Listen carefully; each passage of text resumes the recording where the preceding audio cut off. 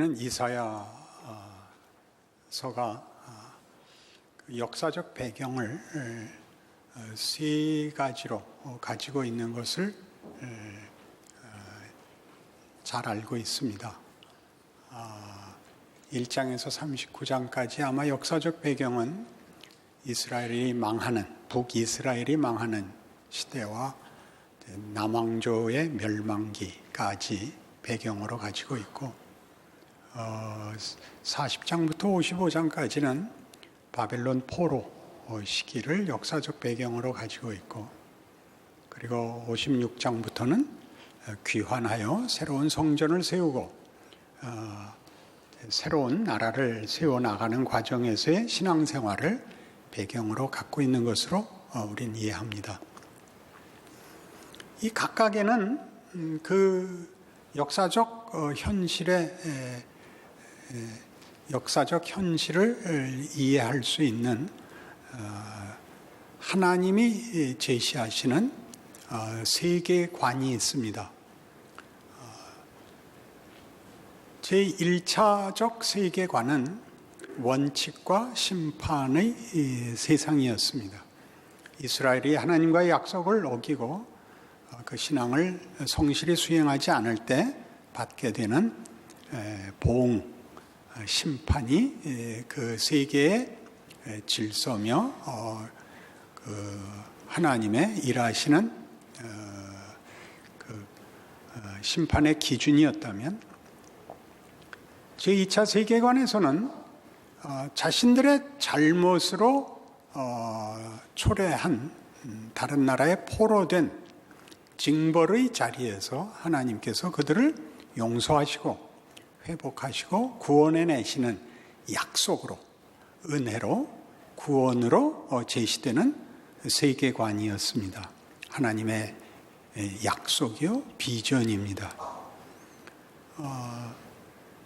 그래서 그 아무 희망도 없는 자리에서, 또 아무 능력도 없는 형편에서 하나님이 행하실 구원이 약속되고 노래됩니다. 그리하여 실제로 이스라엘 백성은 풀려나고 본국으로 돌아와 성전을 짓게 됩니다. 56장이 이하는 그때를 배경으로 하고 있습니다.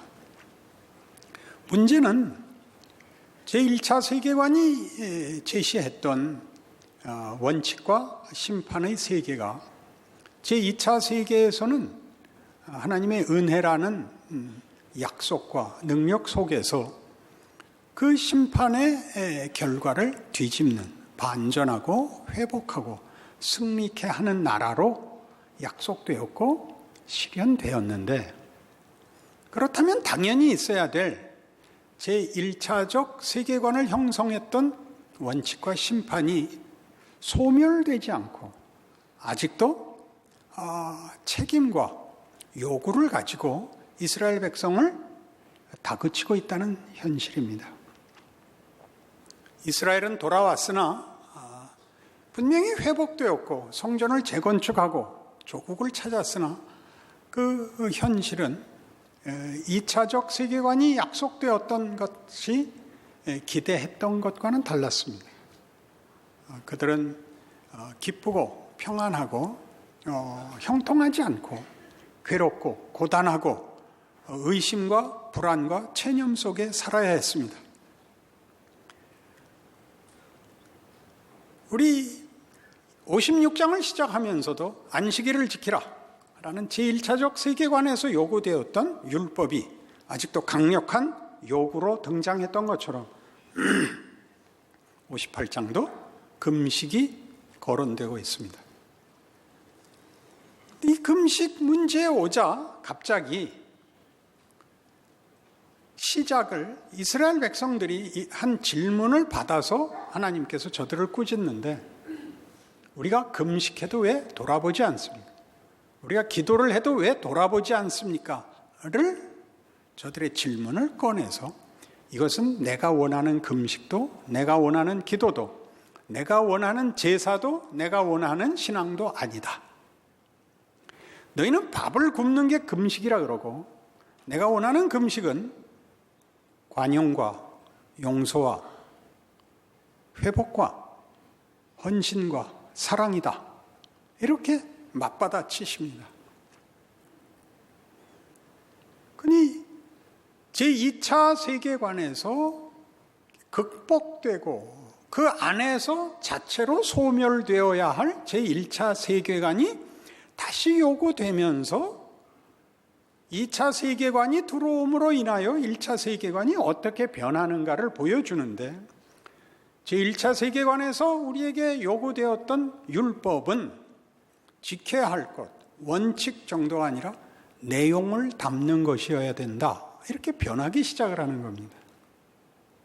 우리 56장에서는 그것이 안식일을 지키는 문제가 모두에게 열려야 된다로 변한 것을 보았고, 58장에서는 그것은 다만 종교 행사, 예식이 아니라 내용을 담아야 된다. 이렇게 열리는 것을 봅니다. 그러면 1차 세계관에서 요구되는 율법을 지킨다는 것은 그릇이 됩니다. 그 그릇에 2차 세계관에서 허락된 은혜가 담겨야 되는 것이죠. 그럼 어쨌든 다시 돌아와 그릇을 만들어야 뭘 담을 것 아닙니까? 이 담는 문제가 매우 만만치 않습니다. 이 비유는 쉽습니다. 그러나 이 비유는 아무도 깨닫지 못합니다. 이 비유가 무엇인지는 예수에게서 그 실체가 드러납니다. 그러니까 모든 선지자들이 이 비유의 주인공, 실체를 보려고 했지만 아무도 못 봤습니다. 제자들의 복은 그 실체를 본 것입니다. 예수입니다. 그게 무슨 말일까요? 얼마나 쉬운 비유입니까? 씨를 뿌렸는데 왜 안 났다고요? 길가에 떨어져서 새가 먹어버렸고, 돌짝밭에 떨어져서 뿌리를 내리지 못했고, 가시떨기에 떨어져서 가시떨기가 기운이 더 억세서 그럴 씨의 자라남을 방해했고, 옥토에 떨어져서 결실을 했다. 그럼 우리가 할 수 있는 대답이라는 것은, 우리가 할 수 있는 일이라곤 좋은 밭이 되는 수밖에 없죠. 옥토가 되면 될 것 아닙니까? 우리가 많이 듣던 얘기 아닌가요? 옥토가 되자, 믿음을 갖자, 열심을 갖고 진심을 갖고 간절하자, 이런 얘기들은 다 1차적 세계관의 요구들이고 정당한 것입니다. 그걸 해야 내용이 담길 거 아닙니까? 그렇죠. 이 문제는 보기보다 쉽지 않습니다. 율법의 요구는 우리 오늘 이사야 58장에 나오는 것 같이 이스라엘 백성의 항의같이 우리 금식했습니다. 우리 기도했습니다. 우리 철야했습니다. 우리 헌금했습니다. 우리 열심 냈습니다. 전도했습니다. 그러나 하나님의 답은 그게 기도도 금식도 신앙도 아니다. 거기에 이것이 담겨 있어야 된다. 용서, 회복, 긍휼, 자비, 사랑이 담겨 있어야 된다. 예, 우리 했습니다. 이게 없는 한 그거 아니다. 틀린 것이다. 이렇게 되죠. 여기 나오는 대로 우리는 선하고 싶습니다. 우리는 옳고 싶습니다. 우리는 정의를 구현하고 싶습니다.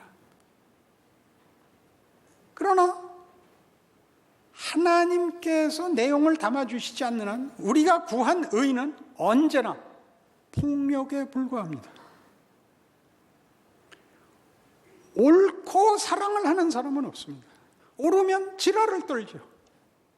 현실이지 않습니까? 옳으면 틀린 것을 들춰내지 옳은데 어떻게 사랑을 합니까? 로마서 7장에 하는 얘기입니다. 그렇죠. 여러분이 금식을 했는데 어떻게 사랑을 합니까? 금식을 했는데 경건을 떨어야죠. 보상을 받아야죠. 기도를 하면 서슬이 펄해지지 자비로워지지 않습니다. 이런 설교를 해도 험해지는데 표정이. 우리는 율법을, 그러니까 제1차 세계의 가장 기본적인 요구를 만들 수가 없습니다. 우린 정직할 수 있습니다. 경우에 따라. 정직해서 사랑이 흘러나오지 않습니다. 정직하면 넌 왜 그러냐 그러죠. 오호라나는 곤고한 사람인데 이게 정확히 알고 있어야 됩니다. 이게 무슨 말이 되는 거죠? 전부 옥토가 될 수가 없습니다. 우리는 뭐가 들어오든지 결실을 할 수 있는 그 기본적인 조건을 우리 스스로 만들 수가 없습니다. 그런데 마태복음 22장에 보시면 어떤 율법사가 와서 예수께 묻습니다. 선생님이요, 계명 중에 가장 큰 계명이 뭡니까? 첫째는 네 마음을 다하고 뜻을 다하고 성품을 다하여 주 너의 하나님을 사랑하라 하셨으니 이것이 크고 첫째 되는 계명이요. 둘째는 그와 같으니 네 이웃을 네 몸과 같이 사랑하라 하는 이것이라. 이 둘이 율법과 선지자의 강령이니라. 사랑이래요. 여러분 공부해 보신 분들 아실 텐데 공부 잘하면 사랑이 넘쳐나는 사람 내가 본 적이 없습니다. 공부를 잘하면 다 지랄을 떨죠. 공부를 잘하는데 어떻게 사랑을 해요? 공부 잘하는 것들은 꼭 시험을 보자 그러지. 선생님이 시험 안 보고 이번 학기는 그냥 관상대로 주겠다면 펄펄 뛰죠. 억울하지. 그 누구 비난이 아니에요. 우리라고요. 그게 우리. 우린 사랑을 못 만든다고. 의의가 없어요. 왜 모든 정의를 구현하기 위해서는 폭력을 동원해야 되냐고요. 역사를 보세요. 그럼 아무것도 안 하고 있어. 그럼 다 썩죠. 무슨 대안이 있어요? 왜 예수님이 오셨겠어요? 이대로는 답이 없으니까 오셨죠. 기독교가 뭔지를 정말들 몰라요. 못난 사람들, 믿지 않는 사람들을 대고 너희는 그러니까 벌받아 싸. 너희는 희망이 없는 게 당연해. 그렇게 얘기하면 안 돼요. 우리가 그들이었다고요. 은혜를 입었지. 이 문제는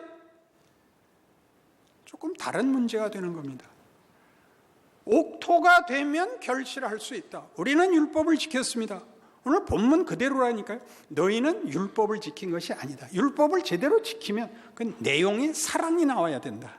그게 안 나오면 너희는 아직도 율법을 지키지도 못했고 율법이 뭔지 모르는 것이다. 율법 제1차 세계 질서가 있어야 제2차 세계관의 은혜가 담길 텐데 이걸 만들 수가 없는데 어떻게 은혜가 들어오겠습니까? 문제가 되죠. 여기는 분명히 30배, 60배, 100배의 열매를 맺자라는 격려가 아니고 판별식이에요. 감나무를 알아보는 법. 감이 달리면 감나무죠. 포도가 달려야 포도나무죠. 근데 명찰을 달고 있으면 전봇대에 포도나무라고 쓰면 포도가 열리는 것 아닙니다. 너무나 분명한 것입니다. 우리가 누구인지, 우리가 말하자면 예수를 믿는다는 것은 어떻게 증명이 되는가? 열심을 낸 것이 아니고 구원을 받은 것인 것처럼 예수 안에 있는 새 생명이 열매로 드러나 우리의 본질, 본체, 존재가 달라졌다는 걸 아는 겁니다. 이게 성경이 하고 싶은 이야기입니다. 그 담긴 것으로 존재의 신분과 지위가 변합니다. 이건 뭡니까? 크게 말하세요. 이건 뭡니까? 이걸 컵이라 그러는 사람은 1차 세계관입니다. 물이라 그러면 2차 세계관입니다. 이제 물이니까 약간 애매합니다만 여기 내가 주스를 담으면 물이나 주스나 마찬가지겠지만 주스를 줘 그러면 이렇게 담아서 줘야 되고 물을 줘 그래도 이렇게 담아서 줘야 됩니다. 손바닥에다 글로 써서 자 주스다 그렇게 하는 건 말이 안 됩니다. 담는다는 것은 그 그릇이 그 내용물을 만든 것이 아닐지라도 그 그릇에 담김으로써 그 내용은 비로소 실체화됩니다. 이게 1차 세계와 2차 세계가 같이 있어야 되고 융합되는 하나님의 신비입니다. 그러니 아까 마태복음 13장 씨 뿌리는 비유로 돌아와서 많은 열매가 맺혔다는 것은 좋은 땅이 되어 열매를 맺은 것이 아니라 열매가 맺힘으로써 그 땅은 좋은 땅이 되는 것입니다. 내가 접시에 포도를 담아서 이거 먹어, 포도구나 함으로써 그 접시는 포도를 담은 그릇에 불과한 것이 아니라 담긴 채로 포도라는 이름을 가지게 됩니다. 하나님의 은혜의 약속은 심판과 원칙의 세계에 들어와 그것을 하나님의 은혜로 이런 하나님을 아는 지식, 하나님의 형상의 회복, 생명과 진리 같은 것을 우리에게 담음으로써 우리라는 존재가 싸우고 비난하고 보복하던 사람이 1차적 세계관의 판단에서 말하는 윤리, 도덕, 의지의 문제로서의 정체성이 나뉘는 것이 아니라 담긴 것에 의해서 저 사람은 신자야, 거룩한 사람이야 라고 불려진단 말이죠. 이게 마음이 놓여야 돼요. 그렇구나 라고. 여러분이 1차 세계의 요구를 윤리적으로 확보해야 은혜가 들어오는 것이 아니라 은혜가 들어옴으로써 여러분은 여전히 깨진 바가지에 불과할 수 있는데 거기에 물이 담김으로써 얼마나 맛있는 생명수인가 라는 소리를 깨진 바가지가 듣는 거예요. 자, 여기서 그 소경이 눈을 뜨고 귀머거리가 귀가 뚫리는 것은 소경이 아침마다 눈을 문질러서도 아니고 귀머거리가 아침마다 못으로 귀를 파서도 아닙니다. 이것은 전혀 우리에게 조건이 없고 자격이 없고 준비가 없고 소원이 없는 차원에서 일어나는 일입니다. 그렇습니다.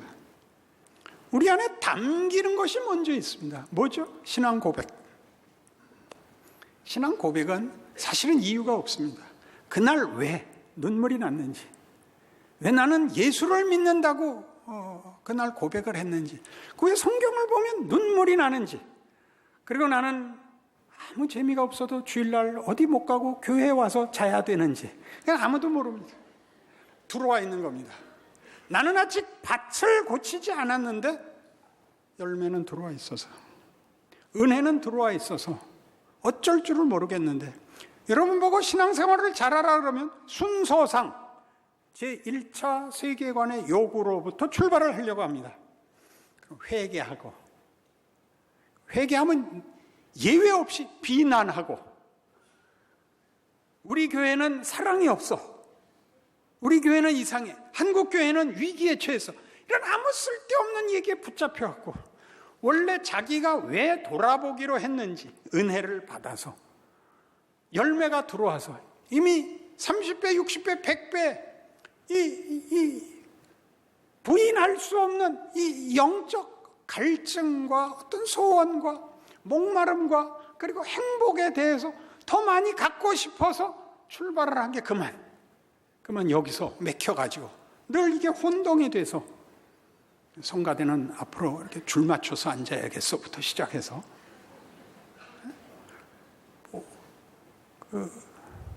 우리 예전에 성수주일 꼭 그렇게 했어요. 그렇게 외적 규칙을 강화해서 그렇게 확보하려는 마음 때문에 이미 들어와 있는 은혜를 누리는 것을 못했다고요. 그 이미 들어와 있는 은혜를 누리는 것에 대해서는 갈라디아서 5장 성령의 열매가 맺을 수밖에 없다. 성령의 열매가 먼저 드러났고, 그래서 너희는 다른 사람이 됐다. 너희는 옥토가 됐다. 거룩한 자가 됐다. 하나님의 자녀가 됐다. 이 같은 법을 금지할 법이 없느니라. 그러니 너희 이거 해라. 이제 너희의 책임이고 명예다. 너희만이 할 수 있다. 너희는 세상의 빛이고 소금이다. 그 얘기죠. 뭐 유난 떨 것 없습니다. 우리만 웃을 수 있습니다. 우리만 죽을 수 있습니다. 여기서 죽는다는 건 한 번 죽고 마는 그 죽음 말고 우리 삶에 반복되는 위협을 말합니다. 우리만 죽을 수 있습니다. 세상은 결국 죽기 위해서 죽음을 거부하고 우린 영원히 살기 위해서 매일 죽습니다. 맞죠? 아멘은 뒀다 언제 쓸 거예요?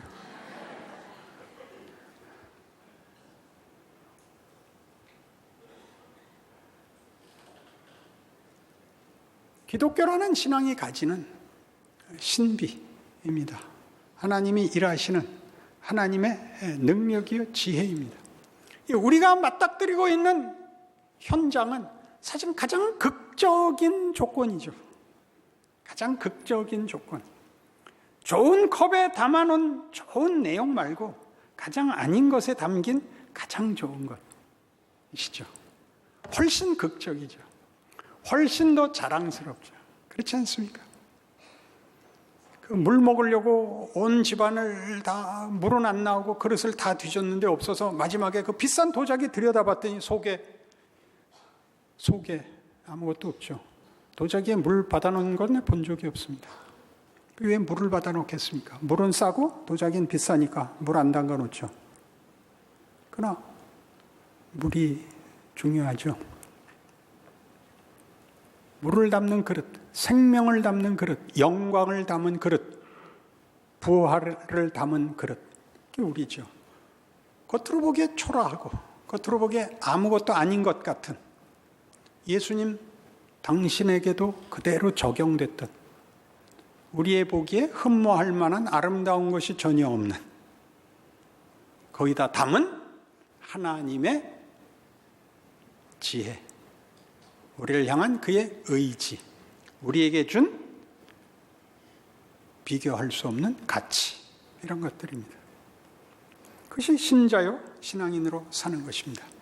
그러니 이 제1차 세계에서 요구되는 가장 기본적인 요구사항마저도 추상명사가 되거나 명분이 되거나 규칙이 되게 하지 마시고 여러분이라는 한 인격과 성품이 그것을 지킴으로써 인격화해내는, 나도 없고 예수님도 없고 명분만 덜렁 남는, 그래서 고함밖에 지를 것이 없는 그런 식으로 예수 믿지 않습니다. 각 개인에게서 확인되고 자신의 인생 속에서 늘 놀라는, 감격하는 하나님의 일하심, 충만하심. 우리는 예수 그리스도의 몸, 그가 이루신 일을 우리라는 각 개인의 실존 속에서 채우시고 증언하시고 기적으로, 영광으로 하나님을 증언하시는 존재라 말입니다. 아무도 몰라보죠. 혼자 웃으세요. 아니, 집사님은 이렇게 싱글벙글하세요. 당신은 모르시는군요. 우리 교회 암구호, 왜 웃어야 되는지 아무도 모르는 웃음을 웃어야 되는 것, 그렇게 살 각오가 되셨습니까?